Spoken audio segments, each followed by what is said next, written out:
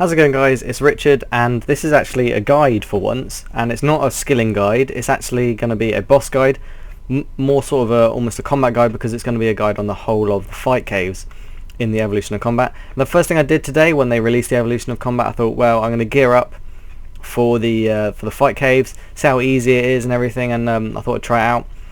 Now, things I'm going to go over first before I go into actually like what to do in the fight caves is what equipment I used and what equipment you could use as alternatives. As you'll notice, I actually used all of the I used the Ganodermics, because although Ganodermics has been nerfed a bit, it is still pretty decent as a magic armor. If you've got access to it, then Virtus is quite good, but like Arims and Acrosades is still pretty contestable. It's pretty decent. I did actually wear the visor because, I'm not going to lie, at the last minute I couldn't think of any sort of alternative that I could wear instead.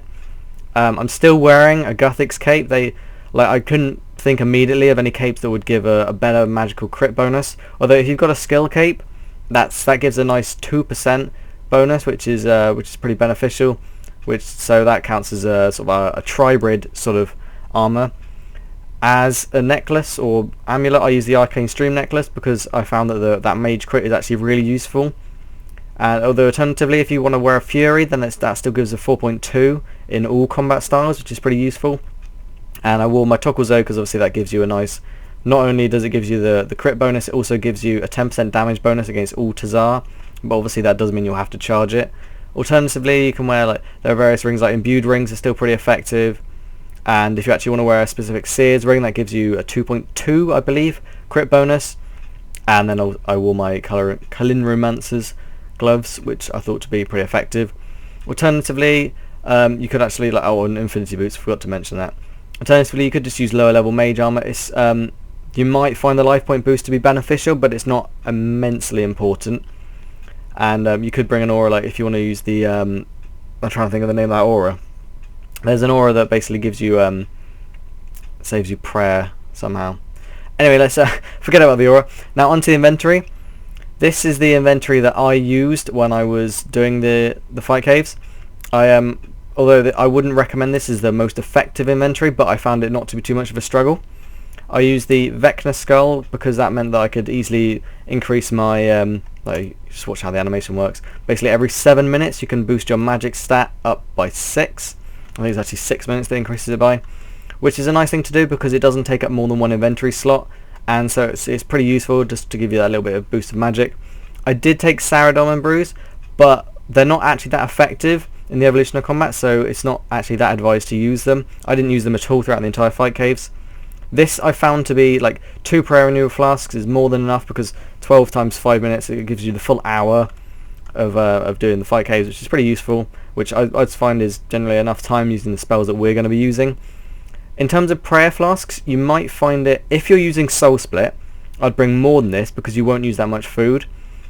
But if you're not using Soul Split, then I'd actually sacrifice some of these prayer flasks because you really won't use that much prayer. You'll pretty much just use prayer at the end, and then just basically just maybe use like things like leech magic to increase your magic skill, to give you that little bit of damage boost. I personally didn't. I just used Soul Split for pretty much the entire thing. And then in terms of food, obviously the way that food works, you want to choose the food that heals you the most. Now, I only used 3 bits of food throughout the entire cave, but that's because I Soul Splitted pretty much the entire way through. So you might want to consider that. Also, you might want to wonder like how many prayer flasks I used. I used only 4, and that was Soul Splitting through the whole thing. So you really don't use that much in the way of supplies now. And yeah, basically just make sure you get food. And obviously at the bottom you've got your water runes and your air runes. So if you're casting the water surge spell. Now, one note on the staff. Now, I used the Polypore staff because I found the Polypore strike spell to be more effective on the rangers. The rangers are basically the only bit you're going to have trouble with. Anyway, I'm going to go on to like sort of a sped up version of the basic bit of the fight caves before you get to fight the Jad. So let's move on to that. Now, first of all, in terms of what spell you want to be using, I would strongly recommend using Water Surge. If you haven't got access to Water Surge, I'm pretty sure Water Wave would be pretty much just as effective, as basically most of them are lava monsters. The bats, the melees, I've forgotten their names, and the small melees and the large melees are all weak to water spells, so that obviously means they're incredibly easy to kill. Now the one issue you might find is the ranges. The ranges are actually, they're pretty strong against magic, obviously as the way the combat triangle works. So you want to be trying your best to kill them using the Polyball Strike, because the Polyball Strike is, I found it generally to be more effective against them than I did the Water Surge spell. In terms of what abilities to use, it's genuinely most effective to use just use momentum, because then you don't have to worry about like juggling abilities and everything while worrying about Soul Split if you're using Soul Split, and changing styles for the rangers and whatnot. In terms of safe spotting, it's really not important. They cause you very little damage in general, and with Soul Split or even just your food, you can very easily heal up. So it's not a huge issue. You never take massive amounts of damage at once. You basically never have to worry about protection prayers at all, and you never take enough damage that it's actually an issue. Now in terms of the mages, I know a lot of people always thought the mages were the most challenging part, because if you took off Protect from Magic, you were going to take huge hits. You really don't. You take maybe 200s if you're wearing magic protection gear, and that's like, I mean, 200 is easy to deal with. I mean, I was just over 8k as full health, so that's not a massive issue. Now, if you want to vary your attack style when you're attacking both the rangers and the mages, then the rangers, you're best to bring some sort of slash weapon. So if you've got a chaotic longsword, if you want to do a switch, then take a chaotic longsword. And if you want to worry about the mages, then you've got to use some form of ranged equipment. So whether that be a longbow or crossbow or some form of thrown equipment, then that's the sort of thing you want to be using. If you are struggling with health throughout the fight caves, then you might find it more worthwhile to take some form of wand, like for example Aram's wand if it ever drops down, Virtus wand, or the ones that you can get from the magic training arena. Not arena, is it the arena? The magic training, the one that's north of the duel arena, not the one that's in the wilderness.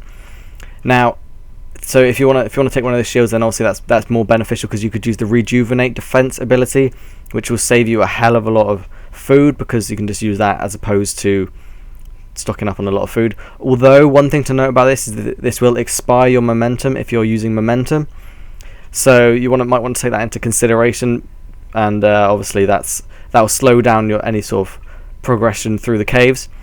If you are using magic and you are struggling a little bit with the rangers, and then think that maybe sacrificing your momentum ability at the time is worthwhile, then you probably find abilities like Combust to be quite practical, one killing the rangers, because then obviously it gives them a bit of a dot damage over time, so that they obviously like take damage while you're struggling to hit, because the accuracy against them seems to be incredibly low, so you might struggle with them. So I think we've pretty much summed up all that you want to do while you're actually fighting them in the fight caves. So now we're going to move on to obviously the main part of the fight caves, which is the Jad. Now when you're on the final wave before the Jad, which is the two mages, you might want to consider getting yourself into the safe spot on screen that I'm showing you, so that you can hide from the Jad. There's an 80% chance you'll be able to hide from the Jad when he spawns. Now if you look at this map right now, then you'll be able to see that he spawns in one of 5 spots. In 4 of those spots, if you wait in that safe spot, then basically he'll walk towards the edge and won't be able to attack you with any form of combat at all, so you can just not worry about him. But there obviously is the 20% chance that he will spawn south of you, which means that he'll be able to hit you straight off. So be always looking that direction, so you can instantly activate any prayer that he does. Now in terms of what various attacks he does, then when he slams down on the feet, like I'm showing you right now, then he's about to do a range attack. But when he rears up and like there are sort of flames coming out of his mouth, then he's about to do a magic attack, so do protect from magic. Now for those of you that are worrying that his protection prayers are only 50%, they do actually give 100% protection against Jad. And before the evolution of combat, he was a lot less forgiving if you didn't get the prayer change in time. But now you can very, very, very easily activate the prayer change, and like a bit later than it used to be, because it seems to be more of a client side thing that's dealt with. So basically as you click it, it becomes active rather than all that data having to be sent to the server and whatnot. And so I just find that was a lot more forgiving. I did manage to get hit by him by a melee hit, so yeah, that was a bit of a fail on my part. Now in terms of when the healers appear, the healers will appear at 50% health with a Jad. And what you got to do here is make sure not to panic. If you've got your abilities on your action bar, if you've got your protection prayers on your action bar, you'll probably find this bit a lot easier. I personally didn't do that because I wasn't that worried.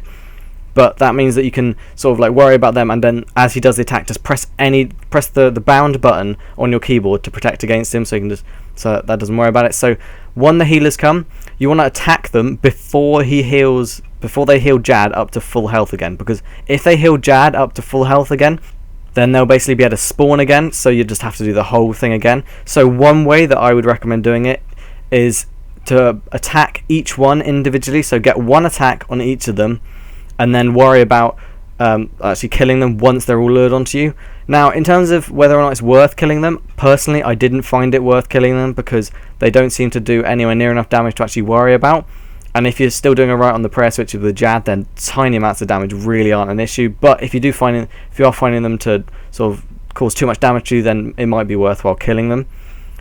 Once they're all like lured onto you, then you can obviously continue attacking the Jad. And by here, I genuinely find it to be a lot easier. That obviously you don't have to worry about healers or anything. Just use your auto attacks on him, and then it's completely fine. If you're using momentum. If you're using the abilities, then Asphyxiate is incredibly powerful against him, because it just does crazy amounts of damage, so you might find that worthwhile.